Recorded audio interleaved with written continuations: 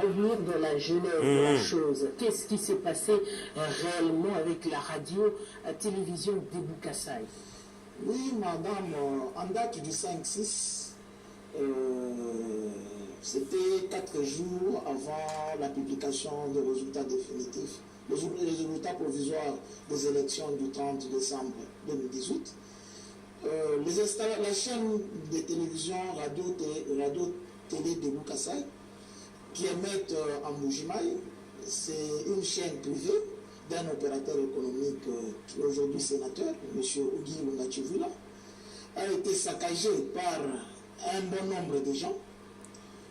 Ces gens-là sont amenés le 5 vers 23 heures dans les installations pour saccager l'installation, saccager tout le bien qui s'est trouvé dans les installations où émettait cette chaîne. Après cela, la sentinelle qui était là, il a constaté que parmi les gens, ils étaient bien armés. Parmi les gens qui étaient venus, il y avait quelques gardes-corps qu'on avait repérés. Mais nous sommes là pour éclairer l'opinion publique. L'affaire est portée devant la justice. Quand est-ce que l'affaire a été portée devant la justice? L'affaire est portée devant la justice, c'est depuis le 8 mai. Et le sénateur a été invité le 22 mai pour confirmer. Pourquoi avoir attendu tout ce temps? Oui, bon, nous ne sommes pas les fonctionnaires du parquet. Le parquet fonctionne. Il a tout une organisation là-bas. Il a été invité, il est venu, il a confirmé sa plainte. Laissez le parquet faire son travail. Que la justice, que les gens ne cherchent pas à dire que non, le sénateur est en train de faire le chantage médiatique pour se rapprocher du chef de l'État pour qu'il soit nommé. Non. C'est un citoyen congolais, il a le droit de porter plainte s'il est lésé. Vous estimez que l'affaire est en train d'être un tout petit peu politisée? Oui, l'affaire est en train, ça prend maintenant la connotation politique, parce qu'on veut dire que non, on est en train de faire le chantage que le sénateur est en train de se rapprocher du président pour qu'il soit nommé. Comme on est en gestation de former le gouvernement, on cherche à médiatiser cette histoire pour salir le sénateur. Non, le sénateur, c'est quand même un monsieur. S'il voulait avoir un poste, il pouvait être candidat gouverneur au Kassaï. Il pouvait être candidat au Kassaï. Le sénateur se contente de son poste de sénateur. Il est élu du Kassaï oriental. Il est allé en justice pour que... Élu du Kassaï oriental pour le compte de cash du FCC? Il est pour le compte du cash. Il est sur la liste des rassemblements des démocrates tshisekidistes. Ok, donc si on met les faits dans le contexte, c'est que c'était déjà une affaire qui avait une connotation assez politique à l'époque, donc avec les élections qui avaient, donc on est en train de penser que c'était une affaire politisée, les gens envoyés par Ngoï Kassange. Je ne peux pas confirmer cela ou bien dire que c'est... Nous présumons, que non, à l'époque, l'ex-gouverneur du Kassaï oriental, qui ne voulait pas voir un fils du Kassaï battre campagne pour le chef de l'État parce qu'ils étaient au pouvoir. Moi, en tant que conseil de monsieur le sénateur Ogi Lunga, je ne veux pas politiser cette affaire.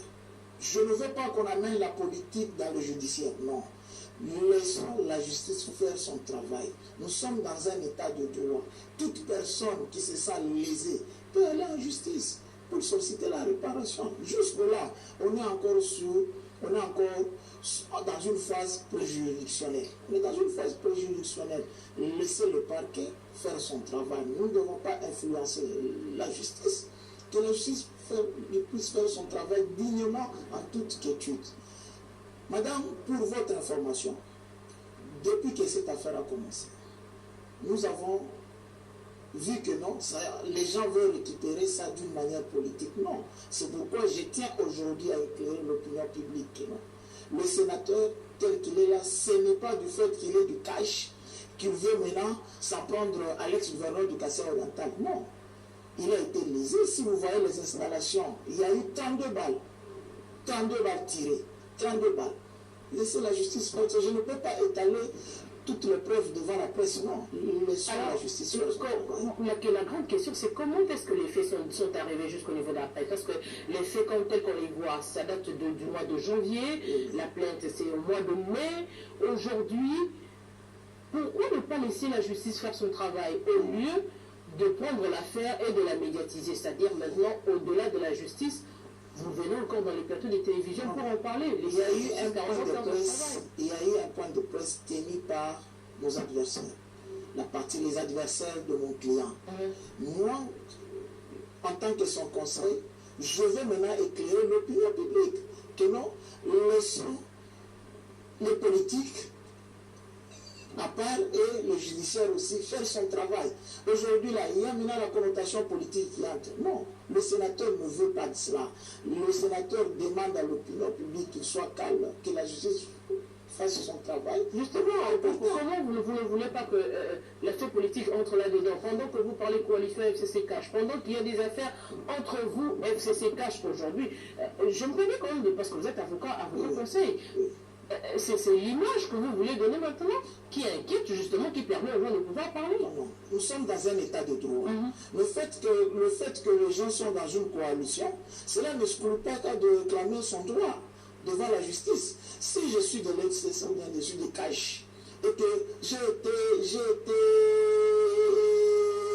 lésé par rapport à un comportement qui n'est pas digne de soi, le droit me permet d'aller en justice contre la personne en question. C'est ce que le sénateur a fait. Le sénateur est allé en justice pour réclamer son droit qui a été lésé par rapport au fait que l'ex-gouverneur n'a pas voulu que non, la chaîne RTDK puisse émettre en Boujmaï. La chaîne RTDK, c'est la chaîne qui battait campagne pour le chef de l'État. Vous connaissez avant les élections ce qu'il y a eu comme la connotation politique. C'est pourquoi nous, en tant que conseil de l'honorable Ogi Ilunga, le sénateur, je ne veux pas que cette affaire puisse prendre la connotation politique. C'est pourquoi je suis là pour éclairer l'opinion publique de cette affaire. Parce que là, on commence à m'appeler, oh non, nous commençons à faire le chantage dans les médias pour chercher à attirer l'attention du chef de l'État. Quelle déclaration que vous avez faite qui leur a permis d'évoquer la question? Par exemple, Madame, vous êtes journaliste, vous êtes à la recherche des informations. Vous êtes journaliste, vous êtes à la recherche des informations. Une fois qu'un journaliste tombe sur une telle information, il la met sur la voie publique. Vous voyez, c'est ce qu'il y a eu. C'est ce qu'il y a eu. Les journalistes sont là à la recherche des informations. Ils sont tombés que non, il y a eu une plainte contre tel. Il y a eu une plainte contre tel. Et ça fait la une toute la semaine passée, c'était à la une. Et j'ai eu même à être invité par certains médias sur cette question-là. Alors, si vous devez aujourd'hui adresser un message, non seulement à l'autre partie qui est en justice avec vous, quel serait ce message? Le message, pour moi, que la partie adverse ne panique pas. Parce qu'il y a la panique totale de l'autre côté. Qui l'observent, lorsqu'on va leur notifier la plainte, hein, ils vont répliquer, ils vont présenter leurs moyens de défense.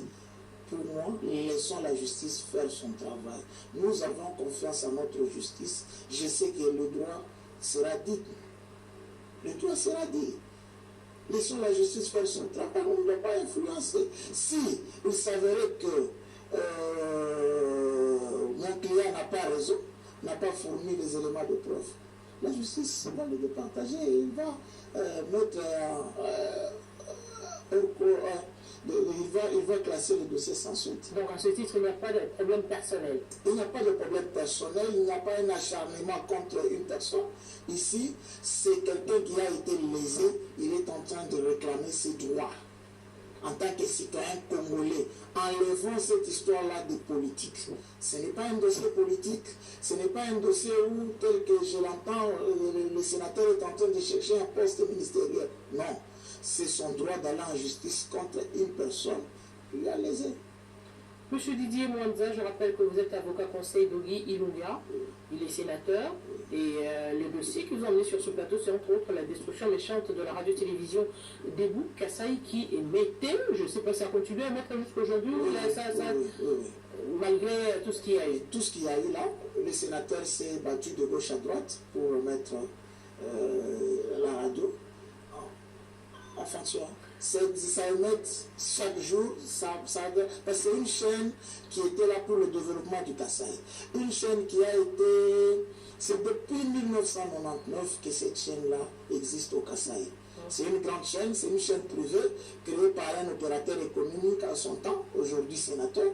Et c'est cette chaîne-là, vu tout ce qu'il y a eu dans le Kasaï, les gens faisaient plus confiance à cette chaîne-là. Parce qu'il c'était une chaîne qui donnait de vraies informations, qui informait la population kassaïenne.